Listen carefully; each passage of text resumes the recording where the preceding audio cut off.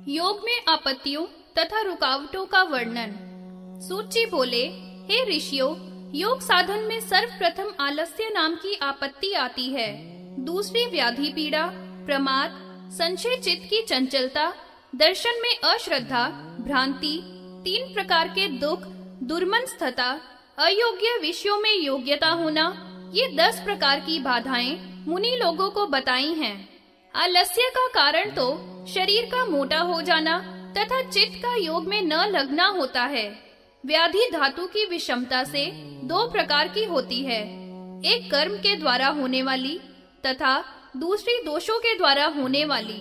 प्रमाद साधनों के अभाव से होता है, भय के द्वारा ऐसा होगा या नहीं कहना ही संशय है। चित्त की चंचलता से योगी का आदर नहीं रहता है। संसार के बंधनों से भूमि आदि प्राप्त करने पर भी यदि मन नहीं एकाग्र होता तो योगी की प्रतिष्ठा नहीं होती। योग साधन में भाव रहित वृत्ति का नाम अश्रद्धा है। गुरु ज्ञान, आचार, शिव आदि में साधक की भावना न होना ही अश्रद्धा है। ज्ञान का विपर्य ही भ्रांति है, जैसे शरीर को ही आत्मा समझना आदि। दुख आध्यात्मिक, अधिभौतिक और अधिदैविक 3 प्रकार के कहे हैं। दुर्मनस्यता को वैराग्य के द्वारा निरोध करना चाहिए। तमोगुण तथा रजोगुण के द्वारा छुआ हुआ मन ही दुर्मन होता है। योग्य और अयोग्य विषयों में विवेक के द्वारा स्वीकृति ही योग्यता है तथा हठ पूर्वक करना अयोग्यता है। इस प्रकार योगियों को योग मार्ग के साधने में यह 10 आपत्तियां आती हैं, किंतु अति अधिक उत्साह वाले मनुष्यों के द्वारा यह नष्ट कर दी जाती हैं। इसमें तनिक भी संदेह नहीं है। इन आपत्तियों के नष्ट हो जाने पर सिद्धि की सूचक बाधाएं उत्पन्न होती हैं। इनमें प्रतिभा नाम की पहली सिद्धि है, दूसरी श्रवण कही गई है, तीसरी वार्ता, चौथी दर्शना, 5वीं आस्वादा, 6ठी वेदना कही गई है। मनुष्य इन 6 सिद्धियों को त्यागने पर ही सिद्ध होता है। प्रतिभा को दूसरों पर प्रभाव डालने वाली सिद्धि कहा है। इसके द्वारा सिद्ध लोग दूसरों को प्रभावित करते हैं, जैसे सूक्ष्म वस्तु को तथा व्यवहार की बात को, बीती हुई तथा आगे की बात को बुद्धि के विवेचन द्वारा बता देना। सभी प्रकार का ज्ञान प्रतिभा का अनुयायी होता है। योगी लोग बिना ही प्रयत्न के सभी शब्दों को श्रवण सिद्धि के बता देते हैं। ह्रस्व, दीर्घ और प्लुत का ज्ञान भी उन्हें श्रवण सिद्धि के द्वारा सहज ही में हो जाता है। स्पर्श के द्वारा वेदना सिद्धि का मान होता है। दर्शना सिद्धि के द्वारा बिना ही प्रयत्न के दिव्य रूपों के दर्शन होने लगते हैं। दिव्य रसों का स्वाद बिना प्रयत्न के ही जिस सिद्धि से मिलता है उसको आस्वादा सिद्धि कहा गया है।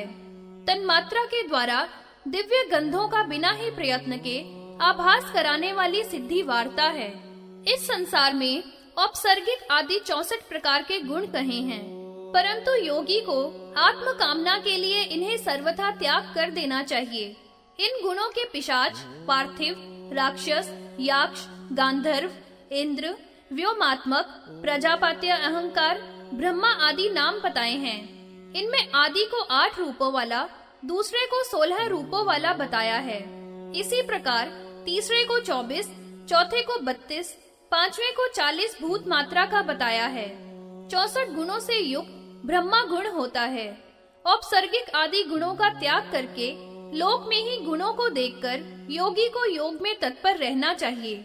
मोटापन, हल्कापन, बालकपन तथा जवानी आदि अनेक प्रकार की जाति देहधारियों के लिए कही गई हैं। पृथ्वी आदि अंशों के बिना ही सुंदर गंध से युक्त जो ऐश्वर्य है वह 8 गुण वाला होता है। उसे महापार्थिव गुण कहा है।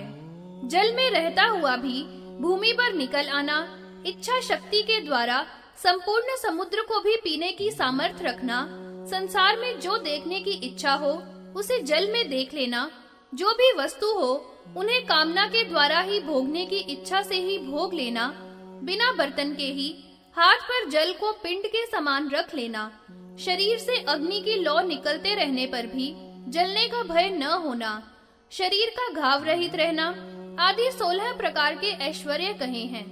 संसार को जलता हुआ दिखने पर भी जले नहीं, जल के बीच में अग्नि जलाकर अपनी रक्षा करना, हाथ पर आंच को धारण कर लेना, किसी भी वस्तु को जलाकर भस्म कर देना तथा उसे फिर ज्यों का त्यों बना देना आदि तेज संबंधी 24 गुण कहे गए हैं। प्राणियों के मन की बातों को जान लेना, पर्वत आदि महान वस्तुओं को कंधे पर धारण कर लेना, अत्यंत छोटा बन जाना तथा अत्यधिक बड़ा बन जाना, हाथों के द्वारा वायु को पकड़ लेना, अंगूठे के द्वारा दबा देने पर पृथ्वी का कांप जाना आदि ऐश्वर्यशाली गुण वात के संबंधी बताए हैं। आकाश गमन, शरीर को छाया से रहित दिखाना आदि इंद्रिय संबंधी गुण कहे हैं। दूर से शब्द ग्रहण कर लेना, सभी शब्दों का ज्ञान होना, तन मात्रता का ग्रहण कर लेना, सभी प्राणियों का दर्शन आदि ऐश्वर्य भी इंद्रिय संबंधी है। इच्छा अनुसार अपनी इंद्रियों को वश में कर लेना, संसार का दर्शन करना आदि मानस गुण के लक्षण हैं। छेदना, ताड़ना देना, बांध देना, संसार को पलट देना, सब प्राणियों की कृपा होना, काल और मृत्यु को जीत लेना, ये प्रजापतीय अहंकार के लक्षण हैं। बिना ही कारण के सृष्टि रच देना, पालन करना, संसार बनाने की प्रवृत्ति तथा प्रलय कर देना, इस अदृश्य का तथा व्यक्त जगत का निर्माण तथा अलग अलग बांटना आदि ब्रह्म संबंधी तेज का गुण है। इस प्रकार ये प्रधान वैष्णव पद भी कहे गए हैं। इनके गुणों को ब्रह्म ही जान सकता है, अन्य किसी में जानने की सामर्थ्य नहीं है। ये असंख्य गुण हैं, शिव से अन्य और कौन जान सकता है। इन परम ऐश्वर्यों को शैवी गुण कहा है और विष्णु के द्वारा जाने गए हैं। योग के उत्थान में ये सिद्धियां बाधा रूप आती हैं। इनको प्रयत्न के द्वारा वैराग्य पूर्वक रोकना चाहिए। विषयों के भय का नाश तथा अतिशयता जानकर अश्रद्धा से इन सिद्धियों का त्यागना ही विरक्ति है। अतः इन सिद्धियों को वैराग के द्वारा योग में विघ्न समझकर त्यागना चाहिए। इन औपसर्गिक का परित्याग करने से महेश्वर प्रसन्न होते हैं। उनके प्रसन्न होने पर विमल मुक्ति अथवा अनुग्रह या लीला को योगी प्राप्त होते हैं। इस प्रकार इन बाधाओं को निरोध करके विशेष चेष्टा से वह मुनि सुखी होता है। कभी कभी इस भूमि को छोड़कर आकाश में शोभा युक्त होकर क्रीड़ा करता है। कभी वह वेदों का उच्चारण करने लगता है, कभी उनके सूक्ष्म अर्थों को बतलाता है, कभी कभी श्रुतियों के अर्थों को बतलाता हुआ श्लोक बनाने लगता है, कभी हजारों प्रकार के बंधनों से बंध जाता है, कभी मृग पक्षियों के शब्द ज्ञान का बखान करने लगता है। ब्रह्मा से लेकर स्थावर जंगम तक सभी को हाथ में रखे हुए आंवले के समान देखने लगता है। बहुत कहने से क्या लाभ अनेक प्रकार के विज्ञानों को उत्पन्न करता है। हे श्रेष्ठ मुनियों, उस महात्मा मुनि के अभ्यास के द्वारा विशुद्ध विज्ञान स्थिर होता है।